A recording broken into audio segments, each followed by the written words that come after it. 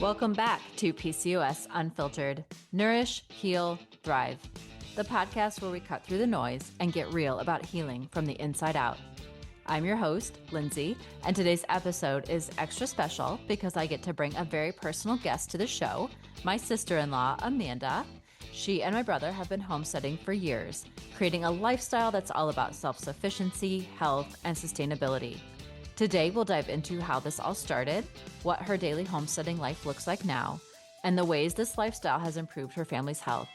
Plus, we'll explore how you can start homesteading on a smaller scale, even if you live in a city, and how these practices can positively impact your hormones and PCOS symptoms.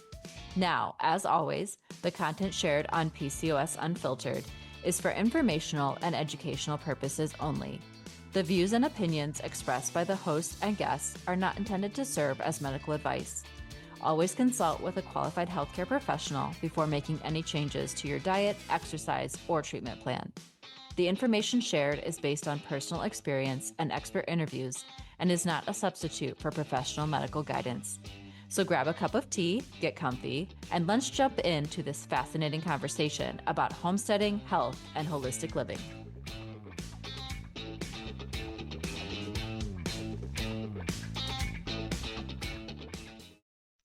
Hello, and welcome. Super thankful to have my sister-in-law here, Amanda.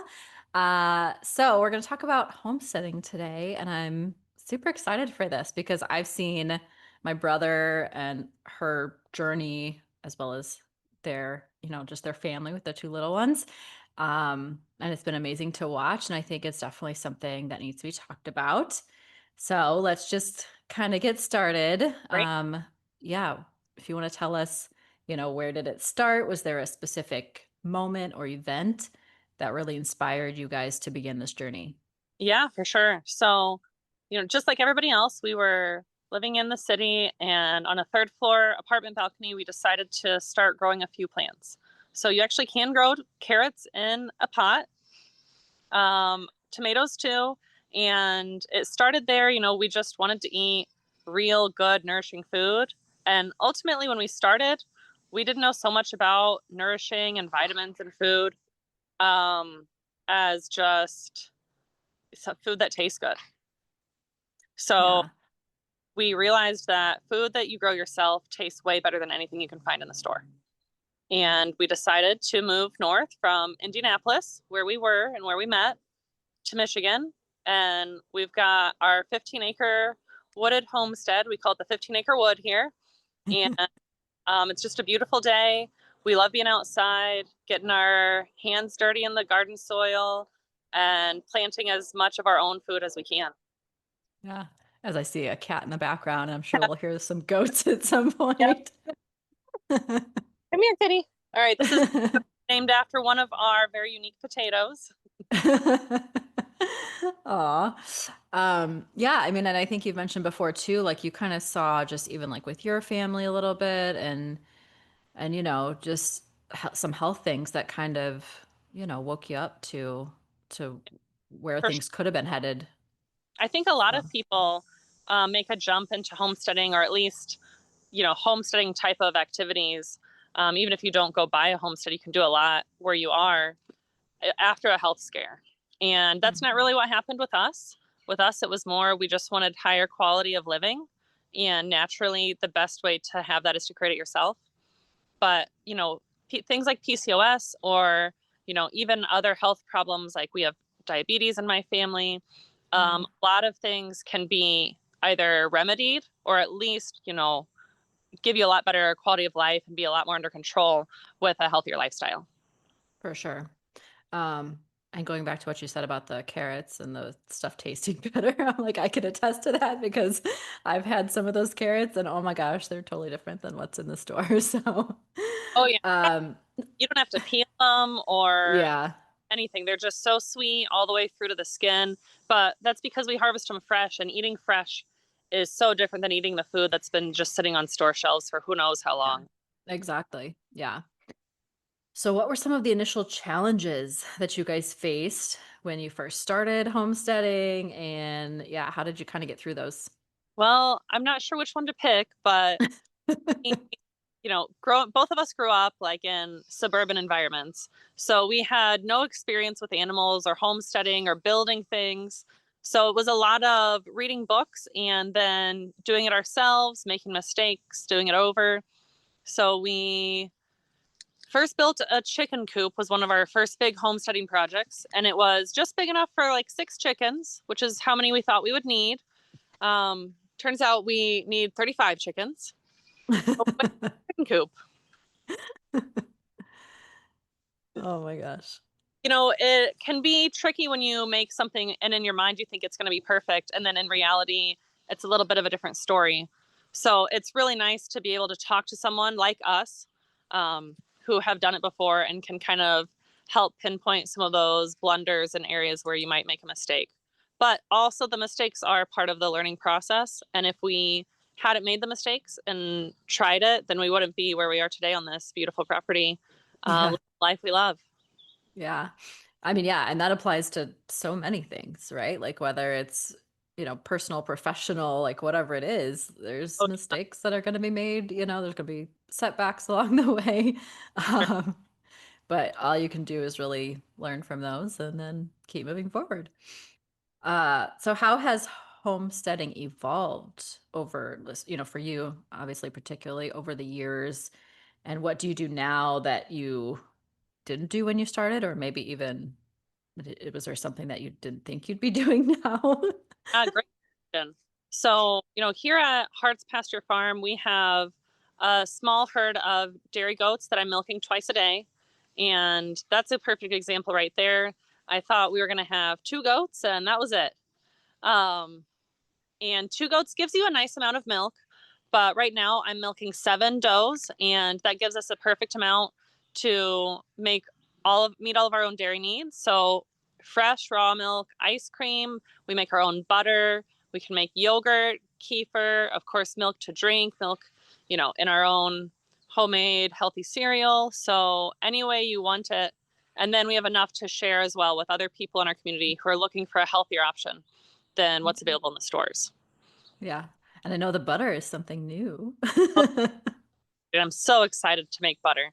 Um, just like with anything else, we go in the store and there's something that we're buying at the store every week and we're just not happy with the quality or the price or both. So the price of butter keeps going up. The quality is not going up with the price. It's, staying the Yeah. same. We were buying the grass-fed butter that you can get in at pretty much any store. And we looked at each other one day and we said, well, we could get a cow or we could get a cream separator. So it's this basically an awesome like centrifuge, and it spins the milk and it just goes right on our countertop. And then we have cream and skimmed milk, which we can either use or feed to our animals, which then, gets turned into meat or eggs for us. So everything we do here is really kind of a circle of life, very symbiotic. And that's something that we think about every time we add something new to the farm. How does this fit in? With the goats, we have all of their manure. Well, then we need a field to plant something to use the manure, as compost to help the garden grow. So we grow now a 1/4 acre of potatoes. And then when we have extra potatoes, then those can go to the hogs. And then we butcher the hogs each fall. So everything here works together, and it kind of has to, or it wouldn't work. Yeah. Yeah. I laugh because every time I come to visit you guys and then go back home, like nothing gets wasted there. It's either going in the compost or getting fed to one of the animals. And then I come home and I'm like, oh my gosh, I'm wasting all of this stuff. I mean, the skins of, the avocado, the pits from the avocado, for example, or those tops that we cut off the berries, and I'm like, those Yeah. just go in the garbage when with you, it's literally just going right back into, like you said, it's a circle of life. It's amazing. So, how has homesteading improved your family's overall health and well-being? Oh gosh. Well, we started eating this way probably close to a decade ago, and our health has only improved since then. As far as from having really wonderful regular digestion, clearer skin, better just clarity of mind. All kinds of things come with living closer to nature, getting that sunlight on my eyes first thing in the morning. My husband's out feeding the hogs and I'm milking the goats, and we just see that natural sunlight that gets our circadian rhythm where it needs to be. And then when we nourish ourselves, we're eating all of the food from our own farm, made by our own hands. We're cooking our eggs in our lard that we've made from our own hogs that we've butchered. And it really shows in the health that we have and in the health of our kids. So when we decided to,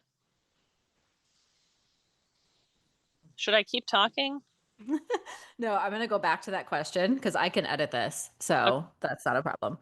I don't know how far you got. I don't know if that was, honestly, it almost kind of seemed like it might have been me and not you, but like nothing came up on my screen. I don't know. Okay. Yeah, that's recording, and then you went away, but it still said recording, so I just kept talking. Yeah, that's why I'm wondering if it was me, which was weird though. Okay, so I'm going to ask you that same question again, and then I'll just go back and edit this. Oh, now you're frozen again. Okay, and now you're frozen. So, I That's see me weird. frozen. Yeah, and I see you, but you're frozen. Turn off your video for a second. Can you Okay. do that? And then try turning it back on because sometimes that helps.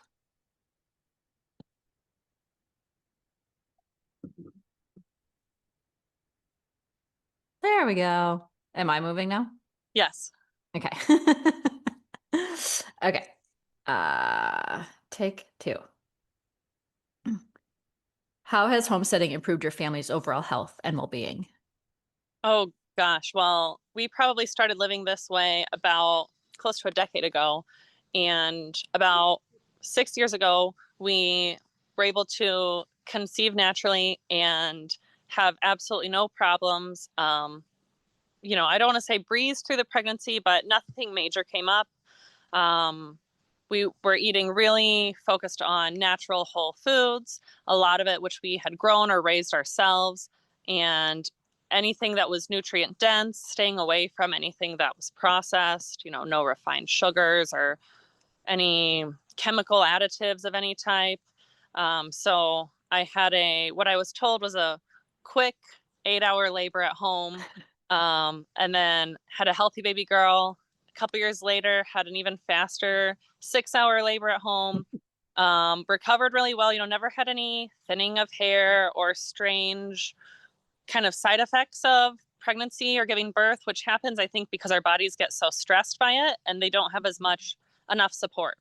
So taking this whole foods approach and then taking it to the next level and trying to grow some of our own really helps the body just to heal and recover from something like giving birth. Yeah. Yeah. And I mean, I talk about this with my clients, and I've done an episode on this as well. And it's the mindset of even just adding in and not even removing, because when you're adding in, you're supporting your body, you're nourishing your body. And that's really truly what the body needs. So whether it is just a health journey or pregnancy or whatever, yeah, when you're really truly giving your body those nutrients that it needs to support that journey, you're going to be better off for sure. Oh, for sure. And our bodies have so much wisdom when you give them, like you said, even if you're just adding things in instead of taking away, then our body says, "Oh, thank you. Thank you. That's what I need." Yeah, it does. And it keeps asking for more of that then as opposed to the other stuff.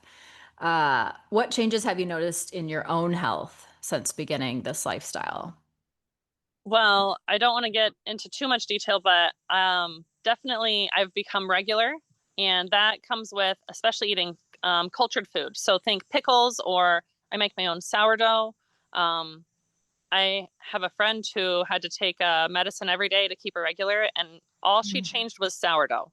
She made real easy sourdough recipes that I gave her and didn't do anything else different, didn't remove anything, other than swap regular store bread for sourdough bread. So Wow. having those healthy cultures for your gut is so important. And it's just something that kind of you get used to living with, and you forget what it feels like to live with true vitality. And living this way helps remind you and helps just your body experience what true health can be. Yeah. Yeah. I mean, that's a great point. I mean, I've had gut health, experts on, um, but that's a big part of it. I know I myself didn't realize that we were supposed to be as regular as I am now, but it's true. I mean, and then yes, that contributes to your overall health for sure. Are there any specific homesteading practices or habits that have had the biggest impact on your family's physical or mental health? Definitely, I would say growing our own food.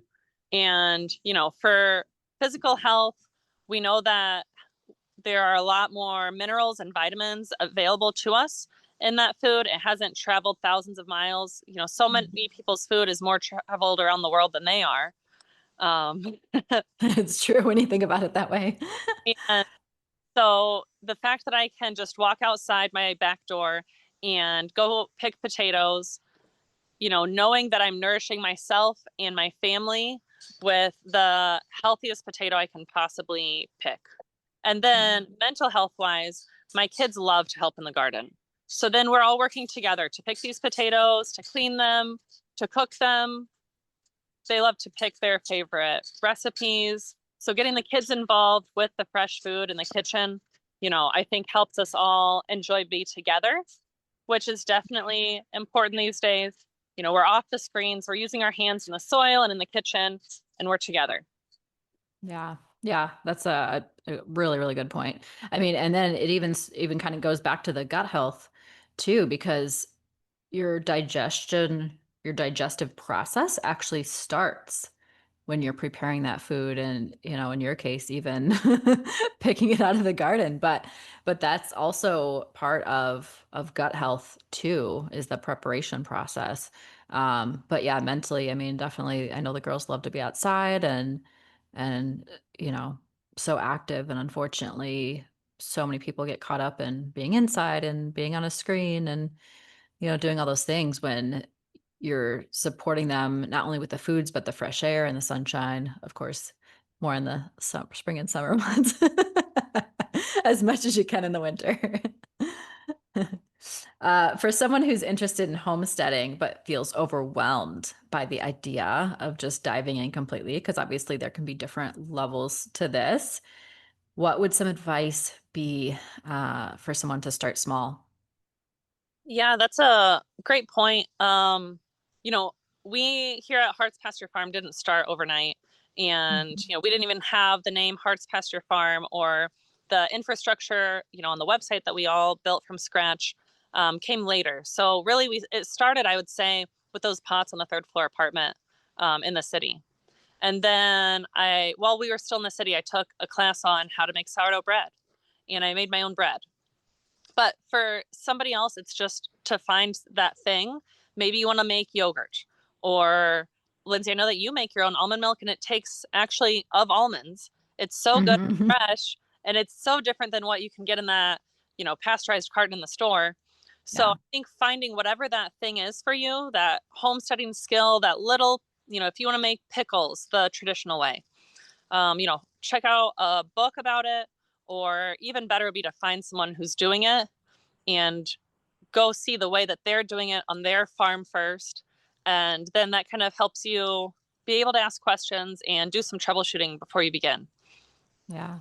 Yeah. Yeah. I mean, there's so many things that somebody could do. So you really kind of have to figure out, what works for you. Of course, searches, books, and yeah, like you said, definitely connecting with somebody that whether that's that they're, steps ahead of you or, have started like where you guys did and that's where they want to start, then definitely connecting with somebody like that is a great resource too. Can you share some easy and accessible practices or projects that someone could begin with to dip their toes into homesteading without feeling like they need a large piece of land? So I know you've kind of mentioned a little bit, but Yeah, a lot of people, um, you really want to find what it is that lights you up. So if it is you love to eat eggs, then start with a couple chickens. Most places now are allowing at least a few hens, maybe not a rooster, depending on how close you are to the city. You don't need a lot of space. They can start eating your kitchen scraps, and then you can have the best tasting eggs you've ever had right there, out your back door. We make sure that we don't feed ours soy. We're soy free. And that's important for the estrogenic compounds that are in the soy. They can get transferred through the eggs actually to you.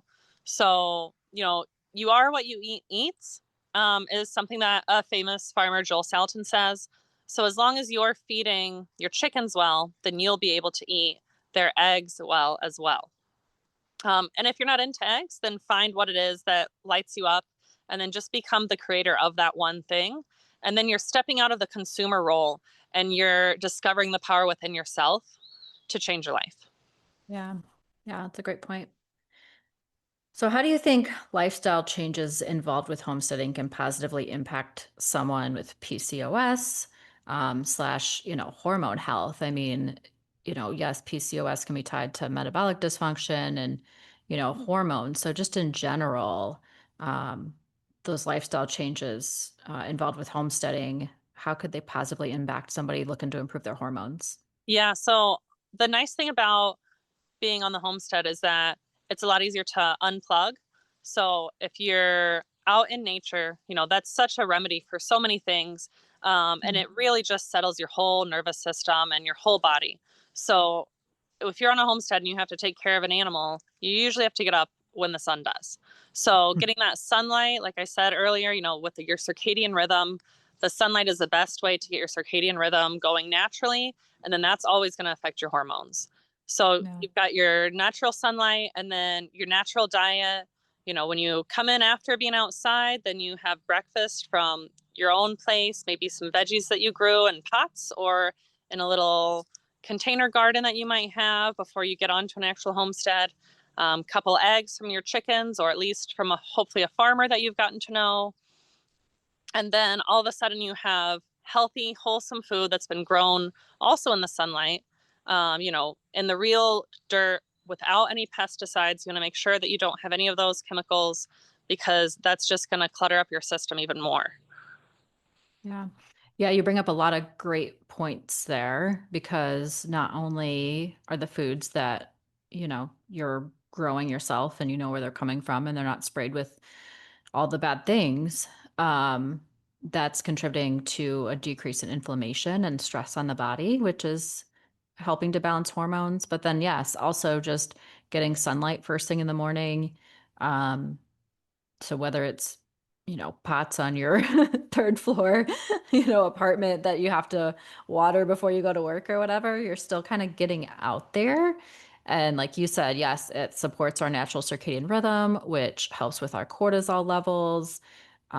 There's definitely, I think there's just more and more research coming out about all of that and how that's contributing to health and healing, and the Yep, whole journey there.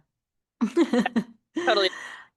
Can you share some easy and or sorry, let me back up.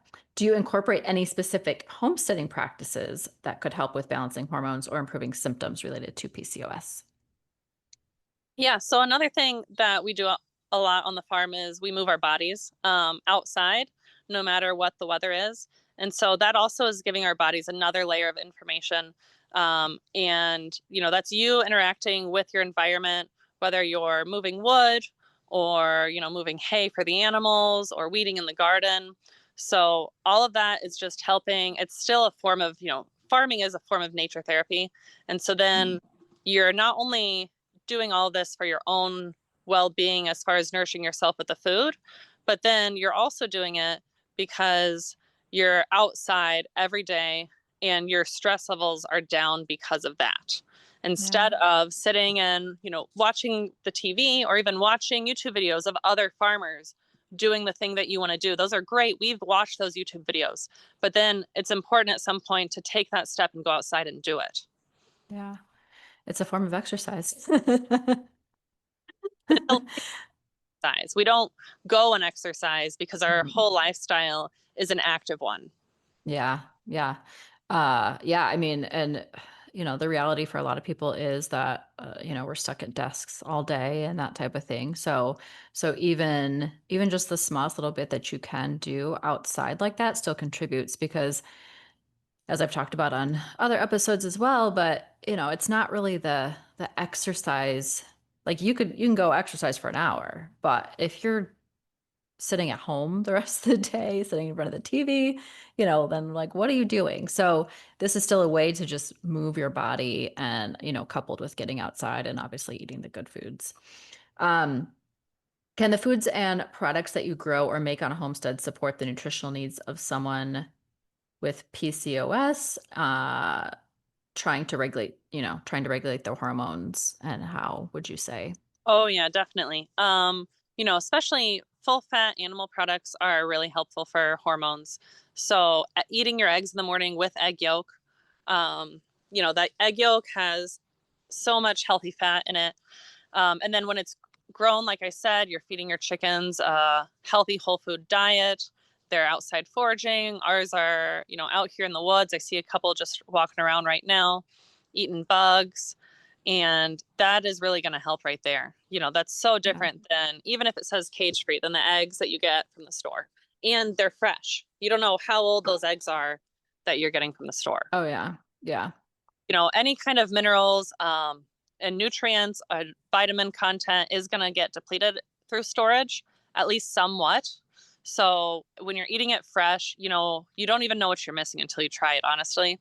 When you eat that egg that is still warm, because it was just laid, or you eat those berries and then you just pop them in your mouth. Not Mhm. only are they tastier, but they have more vitamins and nutrients available to you. Yeah. Yeah. And I can attest to all of that from being there with you guys.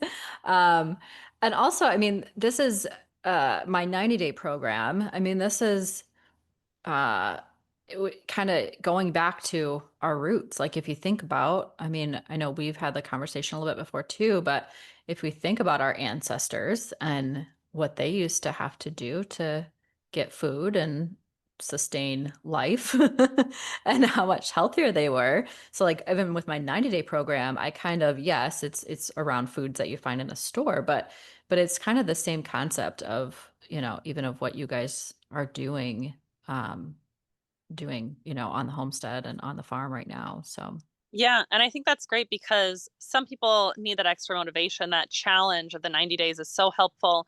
And then there's kind of that end point like, okay, I can do it for at least 90 days. And then so many of them, I'm sure, feel those health benefits and want to just stick with yeah, exactly. Exactly. And it's about simplifying it because it's like, when did all of this stuff get so complicated? When did these foods that are supposed to nourish us contain all of these things Yeah, that don't support us, and just like moving our body, everything kind of needs to go back to the basics really, because that's truly a time when we were a lot healthier. I totally agree. Um, Last question. What products or services do you guys offer, and how can someone find you or contact you if they want to either just learn more about what you do, maybe have a session with you, like a consultation, or find out about how to purchase some of your products? Yeah, thank you. So our website, we're Hearts Pasture Farm, and you can find us at mytasteofplace.com. It's my MI, like for the state of Michigan, MI tasteofplace.com. And we offer the most delicious potatoes that you'll ever eat in our potato CSA boxes. So it's kind of like a farm CSA, community supported agriculture, meets a subscription box. So they can be mailed to you every month for 4 months, starting in September. So next month, you'll have them in time for the holidays. And they're very unique varieties. We have 30 varieties in the field, and you'll get recipes. There's a member only page that you get information about the potatoes, recipes, including my somewhat famous potato salad. Um, and it's just a really great way to start connecting with your food. When you open the box, it smells like potatoes freshly dug from the earth, because that's Hmm. what it is. We dig them fresh. We don't store them. So in November and in December, we will be out there harvesting potatoes for you and then mailing them the next day. So if that's Yeah. something you're interested in, otherwise, if you really want to learn a homesteading skill, we both actually have over 2 decades as teachers combined under our belts. So we love, hello, kitty. We teaching people these skills that are so near and dear to us. So we have a variety of homesteading consultation options on our website too. And we're happy to just do the 15-minute, free consult to see if we have something that you're interested in, or even if you just want to ask us a question. And then if you want to dig a little bit deeper, then we have some really cool options on the website that we love to share with people. Yeah, awesome. And I'll, of course, link all of that in the show notes as well. Thank you. And if you are local in the Michigan area, specifically like Petoskey area, I know you guys are at some farmers markets for the next, what is that, like 2 months, I guess, ish, maybe? We're in the Petoskey Farmers Market and Harbor Springs Farmers Market. That's Friday or Saturday morning. If you're up here, stop by Hart's Pasture Farm and give us a shout, say hi, and pick up some potatoes while you're here. Awesome. Well, thank you. Thank you so much for sharing all of this today and for joining me. Yeah, I really appreciate it. Thank you, Lindsay. Wow, what an inspiring conversation. Huge thanks to my sister-in-law, Amanda, for sharing her years of experience and insights into homesteading. From starting small to building a lifestyle that nourishes the whole family, her tips show that anyone can take steps toward a healthier, more self-sufficient life. If you'd like to learn more, connect with Amanda, or join their Potato CSA, I will link everything in the show notes for you. If you're thinking about starting your own homesteading journey, or even just bringing a few elements into your daily life, there's no better time to begin than now. And remember, the habits we cultivate at home can ripple out to impact our health, our families, and even conditions like PCOS in ways we may not always expect. Thank you for listening, and if you enjoyed this episode, don't forget to subscribe, leave a review, and share it with anyone who could use a little homesteading inspiration in their life. Until next time, keep nourishing your body, healing from the inside out, and thriving.